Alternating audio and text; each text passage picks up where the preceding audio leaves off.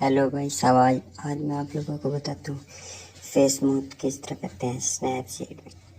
तो सबसे पहले स्नैपसीड ओपन करते हैं, पिक को इंपोर्ट करते हैं। मैं अपनी पिक उठा लेता हूँ, ये वाली ऊपर करना। पिक को इंपोर्ट के सबसे पहले आपने टूल्स पर जाना है, टूल्स पर ट्यून इमेज पर जाना है। ट्यून इमेज ब्राइटनेस सेम मेरे से रखनी 49, contrast 32, saturation -7, ambience +45, highlights +34, shadow -10, warm -19। अब यहाँ से अपनी पिक को एक्सपोर्ट करना है। एक मतलब यहाँ पर सेव।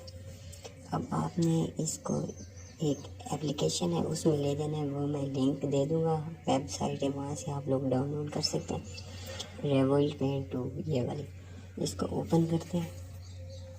सबसे पहले अपनी हैंड्स के ऊपर क्लिक करना है यहाँ पर, और 3 डॉट्स पर क्लिक करना है, न्यू पर क्लिक करना है अपनी पिक को इंपोर्ट करने के लिए। Okay, import.